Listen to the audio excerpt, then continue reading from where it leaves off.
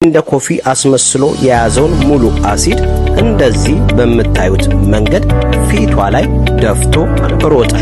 በመንገድ ስታልፍ ማንም ፍዝዝ ብሎ ያለች አንድ ሜሴጅን አገኘች። እሱም ደግሞ ከማታውቀው ሰው ነው። በኋላ የሰው የሚያሳዝን አይነት መንገድ በመጨረሻ ደፈረ።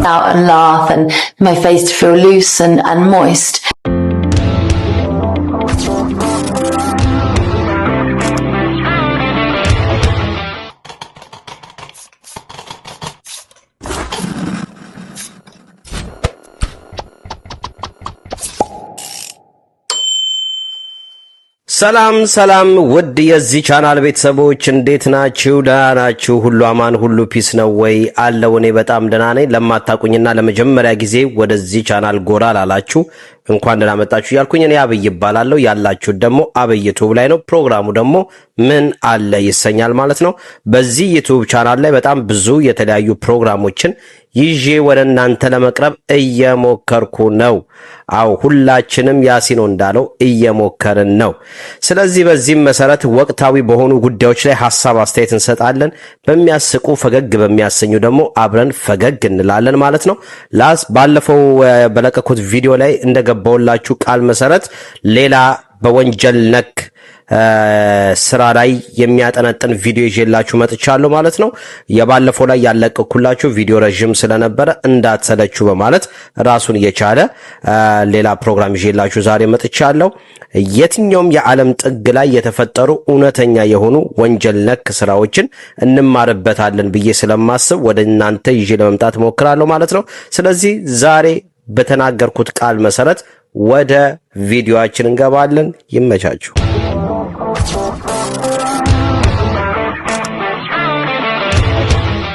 የዛሬ ባለ ታሪካችን ኬቲ ትባላለች። ኬቲ የምትኖረው በለንደን ከተማ ሲሆን ይህ ታሪክ ሲፈጠር የ24 ዓመት ወጣት ነበረች። ስለ ኬቲ የተወሰነ ነገር ልበላችሁ። ኬቲ በምትኖርበት አካባቢ በጣም ቆንጆ ከሚባሉ ሴቶች አንዷ ነበረች። በመንገድ ስታልፍ ማንም ፍዝዝ ብሎ የሚመለከታት፣ አንዳንዶቹ ወደሷ ቀርበው ምን ያህል ቆንጆ እንደሆነች መስማት ለኬቲ አዲስ ነገር አልነበረም። ታዲያ ይህንን አድናቆትና ይህንን አጋጣሚ እንደ ቀላል ማሳለፍ ያልፈለገችው ኬቲ ይህንን ይዛ ወደ ሞዴሊንጉ ወደ ፋሽን ኢንዱስትሪው ብትቀላቀል በቀላሉ ይሳካልኛል ብላ አሰበችና በህይወቷ ከዛ በፊት ገብታበት ወደማታቀው ወደ ፋሽን ኢንዱስትሪው በይፋ ተቀላቀለች። እንዳሰበችውም በጣም በአጭር ጊዜ ስኬታማ መሆን ጀመረች። የተለያዩ የቲቪ ሾዎች ላይ መጋበዝ፣ ፕሮግራሞችን ማቅረብ፣ አንዳንድ ጊዜ ማርሻል አርት ውድድሮች ላይ ሳይቀር ሪንግ ገርል በመሆን ስኬታማ መሆን ጀመረች። በዚህም የተነሳ ቀድሞ ታገኝ ከነበረው ገቢ በተሻለ ኑሮዋ መስተካከል ጀመረ። ነገሮች ሁሉ ለኬቲ ቆንጆ የሆኑ የሄዱ ይመስላል። አንድ ቀን ግን በ2008 የኬቲ ህይወት ለአንዴና ለመጨረሻ የሚቀይር ነገር ተፈጠረ።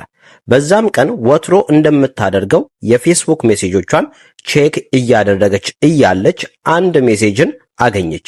እሱም ደግሞ ከማታውቀው ሰው ነበር። ይህ ሰው ዳኒ ይባላል። ዳኒ ራሱን የማርሻል አርት ባለሙያ ብሎ የሚጠራ ነገር ግን ስራ የሌለው ግለሰብ ነበረ።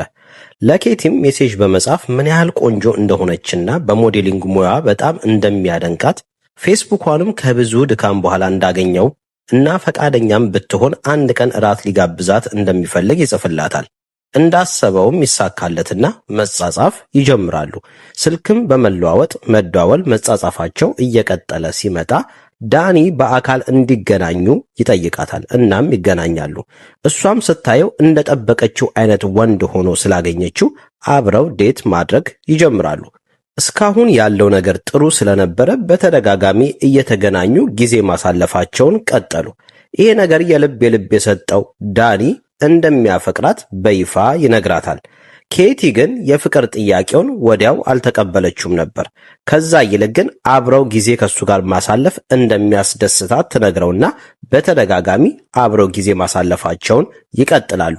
የሁለቱ ግንኙነት ግን ለኬቲ ጓደኞች ደስተኛ ሊያደርጋቸው አልቻለም፣ ወይም ደግሞ ዳኒን ሊቀበሉት አልወደዱም። ለምን እንደሆነ ግን ምክንያቱን አላቀውም። ቀስ በቀስም ዳኒ ባህሪው እየተቀየረ መጣ። ከጓደኞቿ ጋር ከምታሳልፈው ጊዜ በላይ ከሱ ጋር እንድታሳልፍ አብዝተው ይጠይቃት ነበር። ከዛም አልፎ በየቀኑ ሊያያት እንደሚፈልግ ይነግራታል። እዚህ ጋር ልብ በሉ፣ ገና የፍቅር ጥያቄውን አልተቀበለችም። ግንኙነታቸው ወይም ደግሞ ዴት ማድረግ ከጀመሩ ገና 15ኛ ቀናቸው ነበር። አንድ ምሽትም እንደ ልማዳቸው ለሌላ ዴት ይገናኛሉ። አብረውም ጥሩ ጊዜ ካሳለፉ በኋላ ብዙ ጊዜ ሲገናኙ እንደሚያደርጉት ሆቴል ይዘው አብረው ለማደር ተስማምተው ወደ ሆቴል ይሄዳሉ። ኬቲ ግን ከዚህ በፊት አድርጋ በማታውቀው ወይም ደግሞ ባልተለመደ አይነት መንገድ ስሜቴ ጥሩ አይደለም ብላ ሆቴል ሲደርሱ ጥቅልል ብላ ትተኛለች። ይህንን ነገር እንደ ግል ንቀት የቆጠረው ዳኒ ከተኛችበት አመናጭቆ ማንንም ብለሽ ነው የምታስቢው ብሎ ያስነሳታል። ካስነሳትም በኋላ በኃይል እየተቆጣ እያንገላታ በሱም አልበቃለውና መደብደብ ይጀምራል። እንደሚገላትም አንዴ እየጮኸ አንዴ እያለቀሰ ሲነግራት ከቆየ በኋላ በሚያሳዝን አይነት መንገድ በመጨረሻም ደፈራት። ኬቲም በዚህ ጭንቀት ውስጥ ለ8 ሰዓት ያህል በዛ ሩም ውስጥ ከቆየች በኋላ በመጨረሻም የተፈጠረውን ነገር ሁሉ ምንም እንዳልተፈጠረ እንደምትቆጠርና ሁሉን ነገር እንደ አዲስ ግንኙነታቸውን እንደሚጀምሩ በዚህ ቃል ገብታ ለአሁን ብቻ እንዲለቃት ትጠይቀዋለች። እንደምንም አድርጋ ያሳመነችው ኬቲ ተሳካላትና ዳኒ ክፍሉን ለቃ እንድትወጣ ፈቀደላት። በደረሰባት ነገር ትልቅ የመንፈስ ጭንቀት ውስጥ የገባችው ኬቲ ለማንም ትንፍሽ ሳትል ቤቷ ገብታ ክፍሏ ውስጥ ዘግታ ተቀመጠች። በዚህ አይነት መንገድ 2 ቀን አለፈ። በዚህ መካከል ውስጥ ግን በሚገርም አይነት ሁኔታ ደፋሩ ዳኒ ይደውልና ይጽፍላት ነበረ። ሊያግባባትም ይሞክራል። በዛን ቀን የተፈጠረው ነገር ሁሉ እሱ እንዳልሆነና ለጭንቀት ይወስድ የነበረውን መድኃኒት አብዝቶ በመውሰዱ የተፈጠረ ስህተት እንደሆነ ሊያግባባት ይሞክራል። ኬቲ ግን የተፈጠረውን ነገር ሁሉ ምንም እንዳልተፈጠረ እንደምትቆጥርለትና ነገር ግን ከህይወቷ ለአንዴና ለመጨረሻ እንዲወጣ ሰላሟን እንዲሰጣት ትለምነው ነበረ በሜሴጅ። ይህ ሁሉ ነገር ሲፈጠር ለፖሊስ እንኳን ሪፖርት አላደረገችም። ምክንያቱም የደረሰባት ነገር ወይም ደግሞ ዳኒን በጣም ፈርታውና ተጨንቃ ስለነበር ከዛ የከፋ ነገር ይመጣብኛል ብላ ስላሰበች የሆነችውን ነገር ሁሉ ለጓደኞቿም ለፖሊስም ሪፖርት አላደረገችም፣ አልተናገረችም። በዚህ አይነት ሁኔታ ውስጥ እያለች ዳኒ ያለማቋረጥ ይደውላል፣ ያለማቋረጥ ይጽፋል። በመጨረሻም ልታገኘው እንደማትፈልግ የተረዳው ዳኒ በተደጋጋሚ አንድ ሜሴጅን ይጽፍላት ነበር። እሱም ደግሞ በአቅራቢያ ወደሚገኝ ካፌ ሄዳ ኢንተርኔት ካፌ ሄዳ የላከላትን ኢሜል እንድታነብ ያንን ኢሜልም አንብባ ከጨረሰች በኋላ ከተስማማች አብረው እንደሚቀጥሉ ካልተስማማች ግን ከዚህ በኋላ ደግሞ ስልኳ ላይ እንደማይደውል እንደማይጽፍላትም የራሷን ህይወት ለራሷ እንደሚሰጣት ከህይወቷም እንደሚወጣ ቃል ገብቶ ይጽፍላታል። ከዚህ በኋላ ደግሞ በህይወቷ እንዲገባ ስላልፈለገች እሺ ብላ ትስማማለች። ለአንዴና ለመጨረሻ የላከውን ያንን ኢሜል አነባለሁኝ፣ ከዛ በኋላ ግን ደግመ በህይወቴ እንዳትገባ አደራ ብላ ትለምነዋለች። እሱም በዚህ ይስማማል። የዛንም ቀን ወደ ኢንተርኔት ካፌ በምትሄድበት ጊዜ ደውሎ እያወራት ነበረ። ያወራትም የደወለላትም በምክንያት ነው። በዛ መካከል ውስጥ እያወራችው ወደ ኢንተርኔት ካፌ ስትሄድ አዘናግቶ ምን አይነት ልብስ እንደለበሰች ይጠይቃታል። እሷም በወሬ መካከል የለበሰችውን ልብስ ትነግረዋለች። ያንን ያደረገበት በምክንያት ነበር። ምክንያቱም የእሷን ከቤት መውጣት የሚጠብቅ አንድ ግለሰብ ነበር። ይሄ ግለሰብ ይሄ ሰው ነው፣ ስቴፈን ይባላል። ስቴፈን ዳኒ ኬቲን እንዲጎዳለት ወይም እንዲያጠቃለት የቀጠረው ወንበዴ ነበር። ስቴፈንም በኬቲ መውጫ ላይ ቆሞ ይጠባበቅ እንጂ ማን እንደሆነች ኬቲ ስለማያቅ ነበረ ዳኒ አዘናግቶ በወቅቱ የምትለብሰውን የልብስ አይነት ጠይቆ ለስቴፈን የነገረው። ያንንም ማስረጃ ወይም ደግሞ ምልክት ስቴፈን ካገኘ በኋላ በምትሄድበት መንገድ ሲከተላት ቆየ። አመቺ ነው ያለው ሰዓትንም ጠብቆ እጁ ላይ እንደ ኮፊ አስመስሎ የያዘውን ሙሉ አሲድ እንደዚህ በምታዩት መንገድ ፊቷ ላይ ደፍቶ ሮጠ። በደረሰባት ነገርም እየጮኸች ኬቲ በአቅራቢያዋ ወደሚገኝ ካፌ እርዳታ እያለች እየጮኸች ገባች። በአካባቢውም የነበሩ ሰዎች ወዲያውኑ አምቡላንስ ጠርቶ በአስቸኳይ ወደ ሆስፒታል እንድትወሰድ ተደረገ። እዚህ ጋር አንድ ነገር ላስታውሳችሁ። በዚህ ሁሉ ሰዓት ላይ ዳኒና ኬቲ ስልክ እያወሩ እንደነበረ፣ ይህንንም ስልኩ ክፍት እንዲሆን የፈለገው ዳኒ በምክንያት ነው። ምክንያቱም ስትሰቃይ ወይ ስትጮ ያለውን ድምፅ እየሰማ ለመዝናናት ወይም ለመደሰት ነበረ። እንዳሰበውም ተሳካለት። ከዚህም በኋላ ፖሊስ ክትትል ማድረግ ጀመረ። ለፖሊስ ግን ብዙ አስቸጋሪ አልነበረም። ምክንያቱም ወንጀሉ በተፈጠረበት ሰዓት ላይ ሲሲ ካሜራ በቦታው ስለነበረ ወንጀሉን ማን ላይ እንደፈጸመ በግልጽ በምታዩት መንገድ ያሳይ ነበር። በዚህ በኩል የምትመለከቷት ኬቲ ስትሆን በዛኛው በኩል ደግሞ የምታዩት አሲዱን የሚደፋው ስቴፈን ነው ማለት ነው።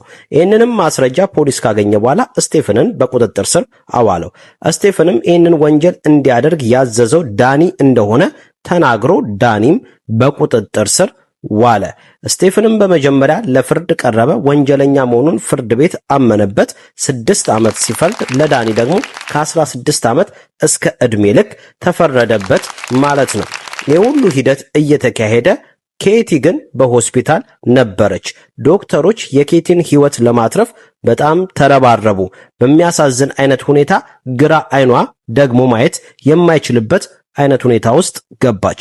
በወቅቱ ደግሞ አሲዱ በተደፋበት ሰዓት ላይ ወደ ውስጧ ገብቶ ስለነበረ ብዙ የሆድ ዕቃዎቿን አበላሽቶት ነበር።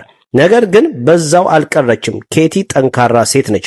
ከዚህ ሁሉ በኋላ እንደገና በሕይወት መኖር የምትችልበት አይነት ሁኔታ ውስጥ ገባች። ሁሉን ነገር አሸንፋ እንደዚህ በምታዩት አይነት መንገድ ፊቷ ላይ ያለውን ያንን ሁሉ ውበት አታ ግን በሕይወት ተርፋ ይህንን ኢንተርቪው አደርጋለች። ኢንተርቪውን ስሙት። To be able to shout and laugh and my face to feel loose and moist, and that's what's important for me, not restoring. በኋላ ኬቲ በጣም ብዙ ቦታዎች ላይ እየተገኘች ሞቲቬት የሚያደርጉ ንግግሮችን ታደርግ ነበረ። አሁን ላይ ያለችበት የኬቲ ገጽታ ደግሞ ይህንን ይመስላል ማለት ነው። ስለተከታተላችሁኝ ስላዳመጣችሁኝ ከልብ አመሰግናለሁ። ያላችሁት አብይ ዩቲዩብ ላይ ነው። ፕሮግራሙ ደግሞ ምን አለ ይሰኛል። የዚህ አይነት ፕሮግራሞች ቀድሞ ወደ እናንተ እንዲመጣ ፕሊዝ የደውል ምልክቷን ተጫኑ። ሼር፣ ላይክ፣ ሰብስክራይብ በማድረግ ደግሞ ቤተሰብ እንሆን እላለሁ። ሌላ ጊዜ በሌላ ቪዲዮ እንገናኛለን። ይመቻችሁ። መልካም ጊዜ